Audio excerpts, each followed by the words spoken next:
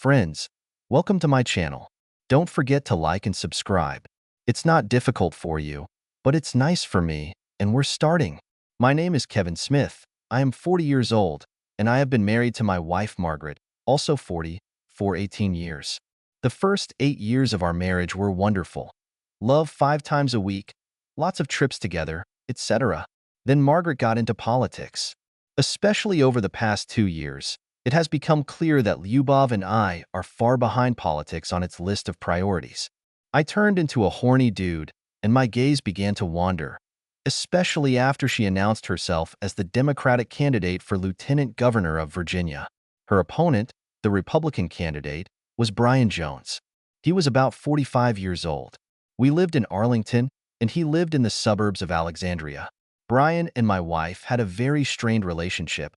They are both very ambitious, persistent, and sincerely believe in the basic principles of their parties.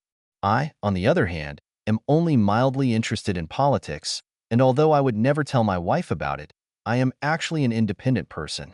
Although the election was still a good 7 months away, the League of Women Voters had scheduled a meeting with the candidates.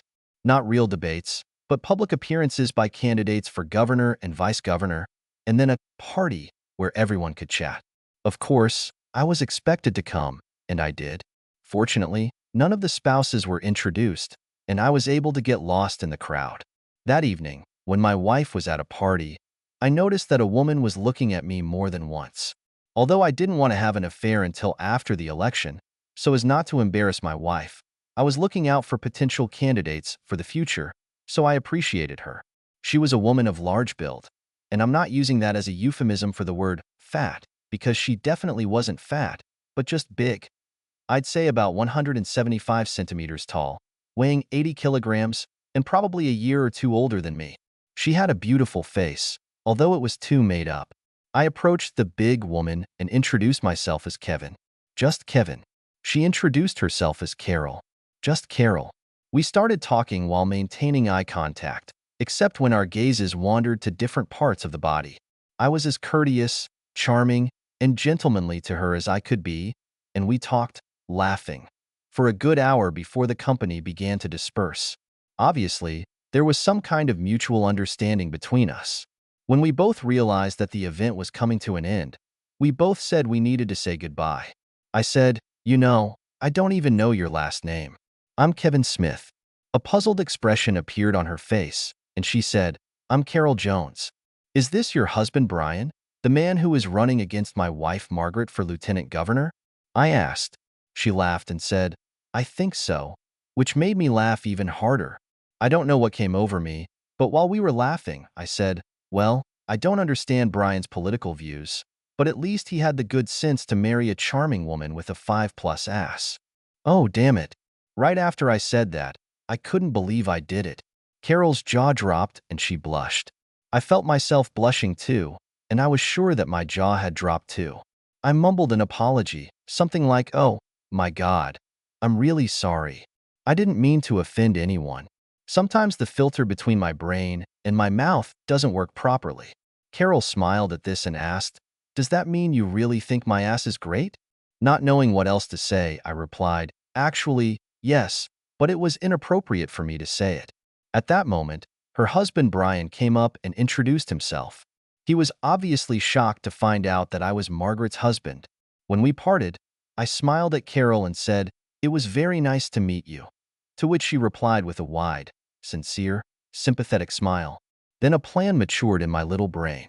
If I were having an affair with Carol, I wouldn't have to worry that it would reduce my wife's chances of being elected, because if it became known, Brian would be just as hurt as my wife.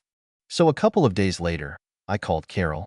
I invited her to lunch to apologize for my comment, and also to try to see if we could find ways to convince our spouses to support the campaign in a positive way, as much as possible, without personal attacks. She agreed, and I could hear the genuine excitement in her voice when she accepted my invitation.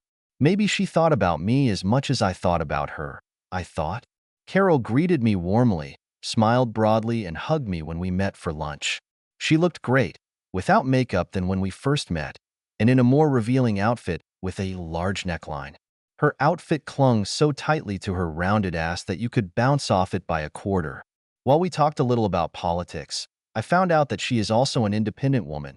We mostly talked about personal things. For example, about how difficult and lonely it is to be a candidate's spouse. Before we knew it, we had been talking for 3 hours. When we hugged to leave, Carol said with a mischievous expression on her face, "This was very different from our first conversation. You never mentioned my ass once." This time, I didn't seem to blush, but I took her comment calmly and quickly replied, "That's because I've come to the conclusion that this is not just an A+, but a world-class ass. I would never want to take the risk and embarrass someone who was world-class at anything." This caused her to laugh and another strong, mind-blowing hug. When she turned and walked away, it was obvious that she was waving the thing as defiantly as she could. It was like I was a trout and this ass was a baited hook. I got caught. I decided to find out as much as I could about Carol. I found out, for example, where Carol was shopping and what she was doing, and bumped into her at several stores and twice at a health club. However, the meetings at the fitness club were actually painful, as she was wearing shorts and a tank top, and my suppressed boner was so strong that it was very, very painful. We also checked which political events the candidates would attend in order, ostensibly, not to get bored, since we could communicate with each other. I talked to Carol at least 4 times a week, and we became really good friends.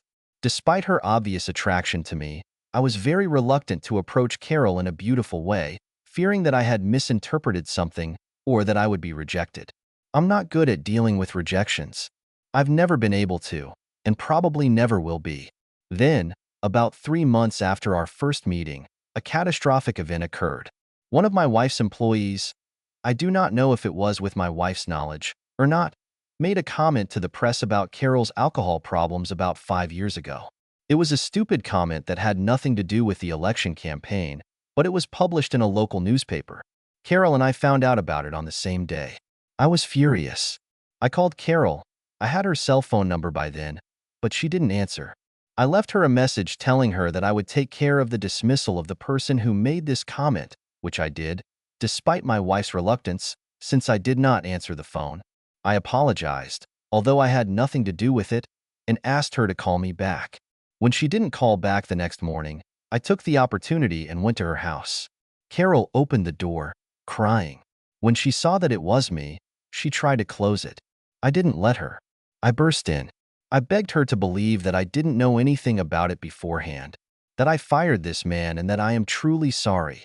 We were sitting on the couch together, and she continued to cry, saying that the most difficult thing she had to do in her life was to overcome alcohol addiction, that she tried her best to put it in the past, and that it was very painful for her to remember it, especially in such a situation. She looked so innocent, so vulnerable, so tender, so sensitive that I couldn't help myself. I kissed her gently on the lips. Meeting no resistance, I continued to kiss her for a good 2 minutes. When I finally pulled away from her lips, there were no more tears in her eyes, and she smiled wryly. I told her, "I really hate watching someone I love suffer." Did I just say that? What the hell am I doing? I said to myself. Carol looked surprised for a few seconds, and then replied seriously, "You just said you love me. Are you just saying this to cheer me up? Or is this another case of the lack of a filter between your brain and your mouth?" I replied sheepishly, "Obviously, my brain-to-mouth filter doesn't work in your presence." It's true, but I didn't want to say it. With that, she stood up, grabbed my hand, and led me away. I stopped her, picked her up in my arms. It wasn't easy, but I'm a big guy and I lift weights every other day, and said, "I'm Tarzan, and you're Jane. Tarzan, take Jane to bed, and then make good use of Jane," prompting Carol to laugh as she pointed the way to her bedroom. Fortunately, it was on the second floor. Carrying her up the stairs might have been really difficult. It felt great. The ass was really tight and wet. She had great control over her strong muscles. Then we kissed, took a shower together, got dressed, and sat down at the kitchen table, eating a sandwich and drinking a soft drink. Between snacks, Carol asked, "What are we going to do next?" I swallowed, took her hand, and said, "You and I are more suited to each other than any other woman in my life, of course. Let's make love almost every day throughout the campaign, and then we'll get divorced and get married." Without taking a bite of the sandwich, she replied casually, "In my opinion, this is a good plan." We waited a decent 2 weeks. Maybe it wasn't enough, but we didn't care. After the end of the campaign, before telling our spouses that we were divorcing them and moving in together. A few months later, in the same week, our divorces became final. As for the election, I voted for Brian, and Carol voted for Margaret. It was the least we could do for them. End.